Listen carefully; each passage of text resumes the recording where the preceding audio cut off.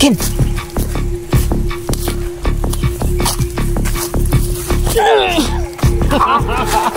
Ayun naman na!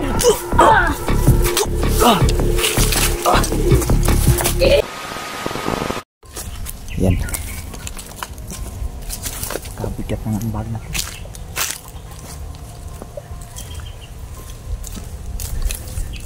Hindi ko talaga nakita yung asawa ko mga boss. Patay. Makakaagi kaya tayo dito.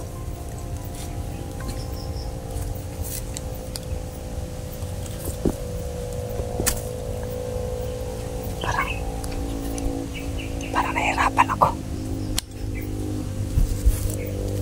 Ito yung daan, oh. Pagkabigat ng bag ko.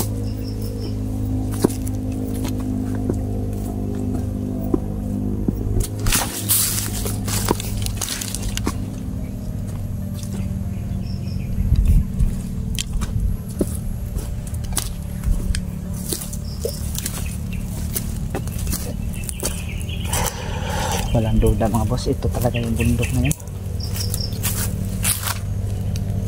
Siguro bumalik yung asawa ko dito ba.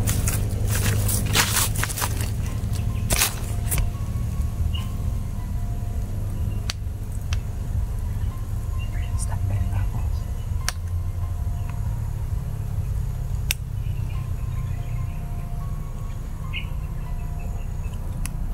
Sobrang bigat ng bag ko.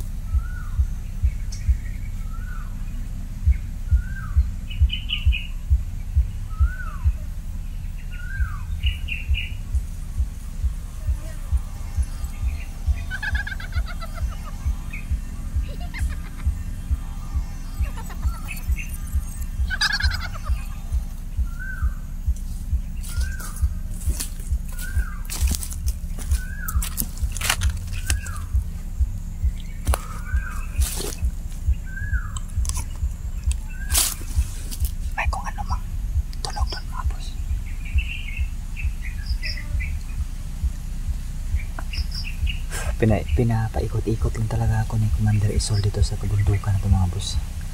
Akala ko yung kagabi ay nasa bunganga na ako ng labasan. Yung pala hindi pala mga boss. Sa kakahabol niya sa akin ay biglaan na po ako napunta dito na naman. Iwan ko mga boss kung may pabara akong pag-asa makalabas dito or dito na naman talaga ako tatanda yung bundok na to.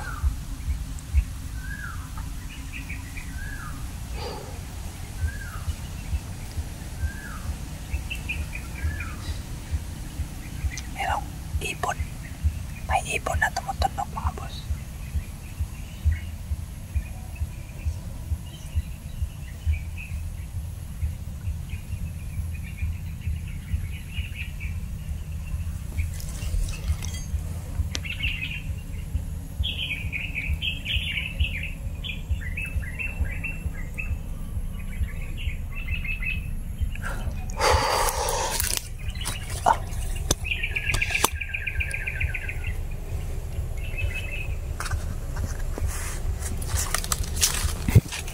Grabe talaga yan si Commander Isol at si Baldog mga boss. Gumagawa sila ng tunog na sasakyan. Puno ng mahika tong kabundukan na ito mga boss at mga kababalaghan. Dami din pala dito mga elemento kagaya nung tikbalang mga boss at yang nagpapakita sa atin na ferry, pero hindi lang siya nagsasalita mga boss. Tumatawa lang siya.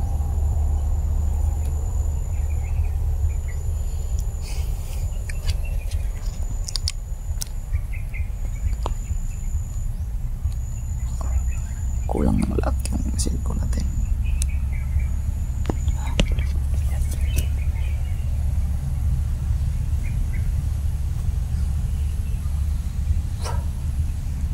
Iwan ko mga boss kung saan na si Brad Eddie, no? Sana okay lang si Brad Eddie. Wala ding update si Brad Eddie mga boss. Wala siyang pinapalabas ng video dun sa kanyang cellphone. Ano ba yung nangyari o ano kayang ginawa ni Commander Isul sa kanya?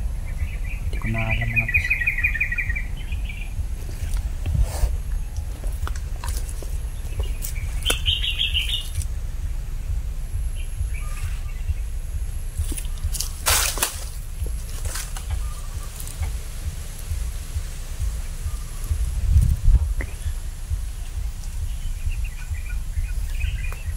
Landuda, ito na yun.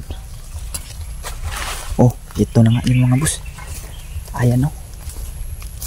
Yung nilagay nilang simbolo nila. Ayan o.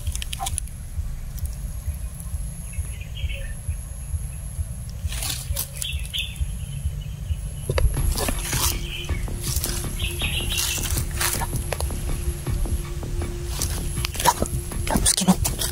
Lab!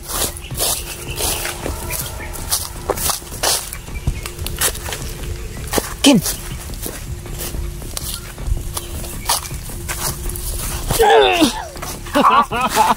Ayun ka man.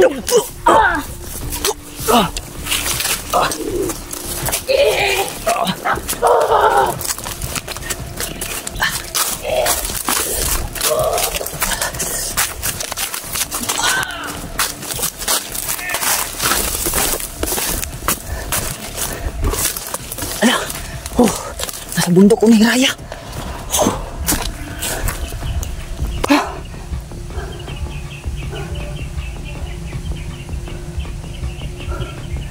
Ano to? Bakit may ganito? Lah, tabi-tabi po.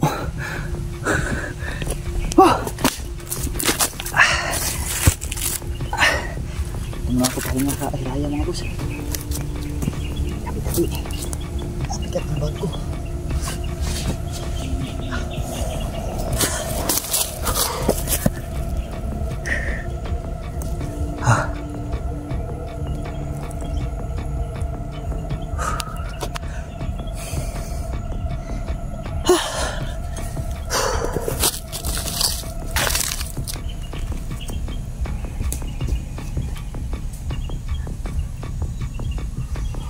Bigat.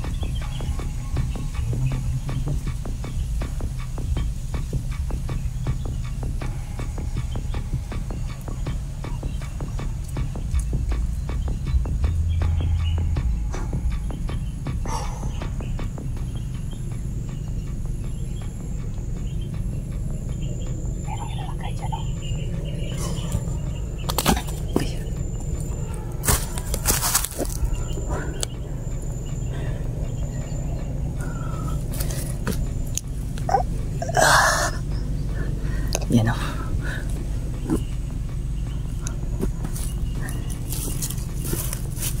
Akala ko si Mystery na yun. Shit. Nawala ako sa focus mga kabos. Namimiss ko yung asawa ko mga boss. Hindi ko malayan sa paltog pala yun. Nawala ako sa focus. Namimiss ko na kasi yung asawa ko mga boss. Napalapit talaga ako kagad.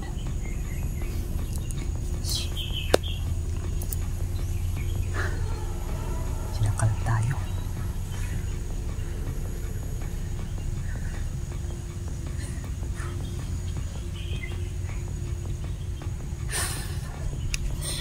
Nandito ako nandito ako ngayon. Kaibigan Hiraya. Prinsesa Hiraya. Dito muna ako standby mga boss.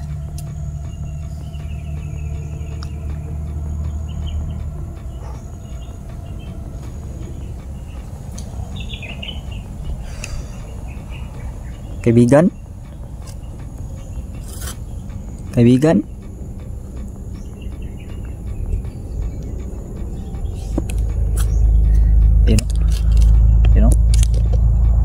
pakikinggan natin mga boss. Parang talagang nasa tabing daan lang ako kasi marami talagang mga sasakyan na umaandar. Pero wala, no? Wala tayong makikitang daan.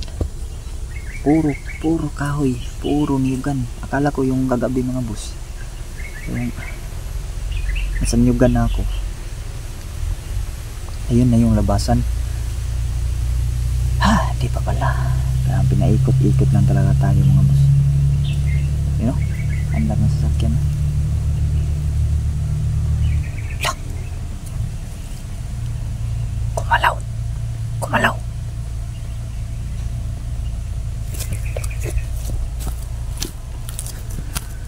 mga boss. Ayan o. Kumalaw.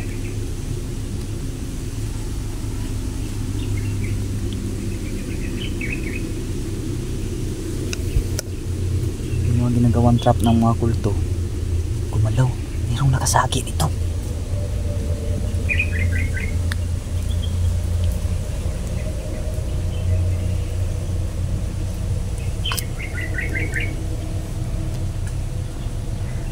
Gumalaw talaga yan kanina. Hindi ako nagkakamali. Yan o, gumagalaw pa nga o.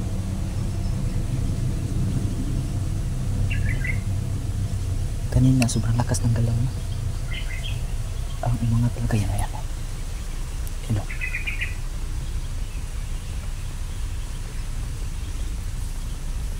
Umangat talaga. Kaibigan, nandito ka ba kaibigang Hiraya? Kaibigan, tabi-tabi po. Makikistambay po muna ako dito sa yung kaharian, kaibigan. Kasi alam kong dito ako magiging safety muna. Pinalian. So, standby muna ako dito mga boss. Dito muna ako mag-standby at saka may ako dito.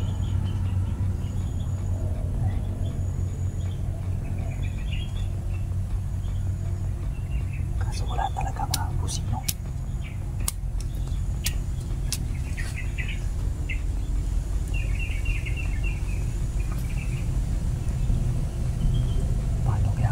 Dito. Ayun, kung tutuusin lang talaga, parang nandyan lang talaga sa tabi lang talaga yung mga andar ng sasakyan. Pero binaybay ko na yan dyan banda mga boss. Wala talaga tayo nakita o natagpo ang daan dyan. Puro lang yan mga ganito, mga kakahuyan.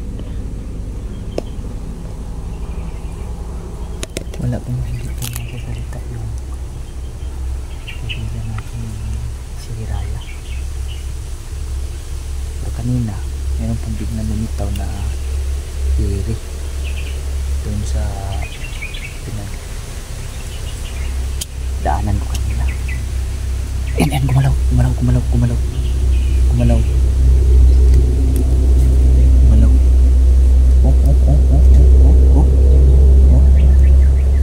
Gumalaw talaga.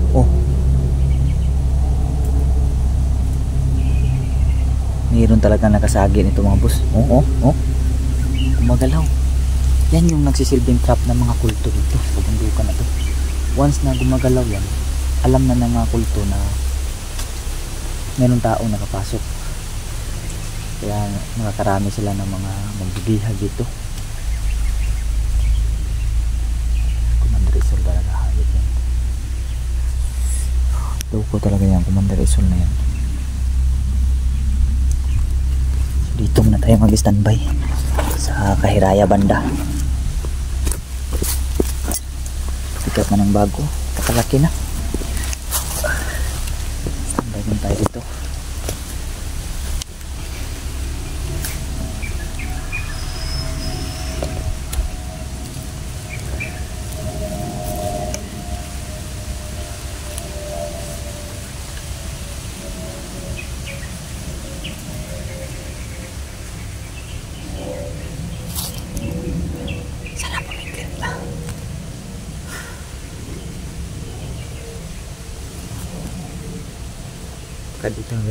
Dito na tayo tatanda mga boss. Kaya ito natuturo yung palaran natin. Dito tayong tatanda bundok na to. Pagod na pagod na yung mga paa ko kakalakad, kakatakbo.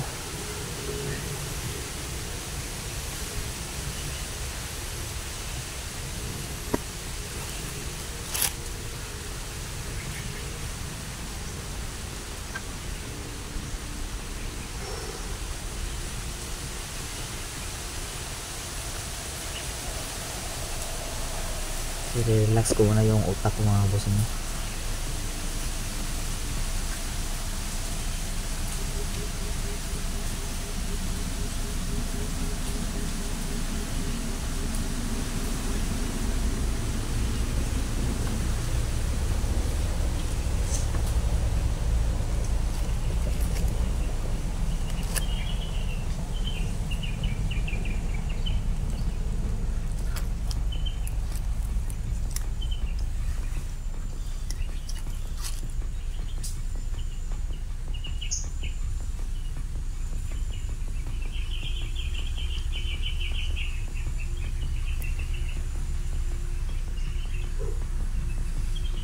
I-clip mo na sir mga boss, saglit mga boss.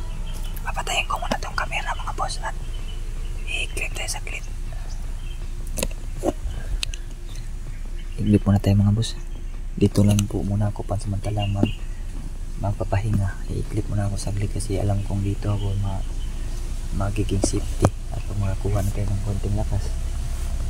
Ito try naman natin maglakbay na naman. Yun mga boss.